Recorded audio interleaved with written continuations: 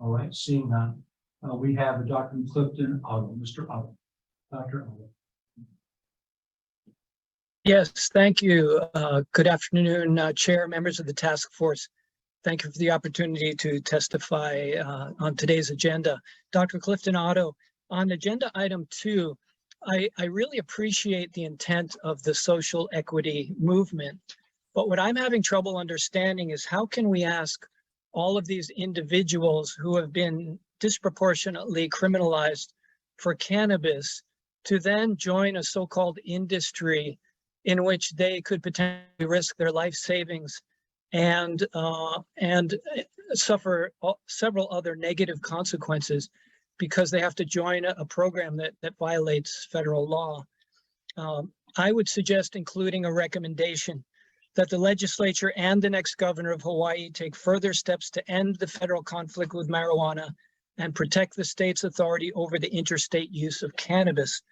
Also on page 8, recommendations, cannabis justice reform, there's mention to descheduling, complete descheduling, which I'm assuming is at the state level. And I hope that Administrator Radula will correct me if I'm wrong, but I do not believe that the Department of Public Safety can support the descheduling of cannabis at the state level if there isn't a corresponding change at the federal level. We already have a state exemption for the so-called medical, or I would say non-drug use of cannabis for our medical cannabis program. And so my recommendation, I would suggest a recommendation to the legislature to extend the current scheduling exemption for the state authorized. 30 seconds, Doctor, if you could wrap it up, please. I suggest a recommendation that the legislature extend the current scheduling exemption for the state authorized non-drug use or medical use of cannabis to include adult use. Those are my comments. I'm available for any questions. Thank you. Thank you very much, Doctor. Questions for Dr. Otto from the task force?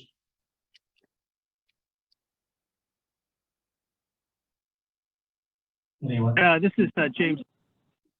This is James Ireland. Sorry, I'm remote. Dr. Otto, have you had any luck with our congressional delegation in this regard in the past? Thanks, Dr. Ireland, for that question. I have tried over the past several years to engage our congressional delegates to get some assistance, and it's very difficult to really get a dialogue going with these offices. I've gotten responses to my inquiries, a lot of which simply say that they will keep my thoughts in mind. But I'm hoping that they could help us somehow navigate this path towards working out something with the DEA as Congress tries to figure this out. The congressional delegates that I have heard from will point out the bills that they have been working on, like the federal research bill and those kinds of things. But they're not offering anything that we could act on immediately. And we saw some very quick action with Red Hill.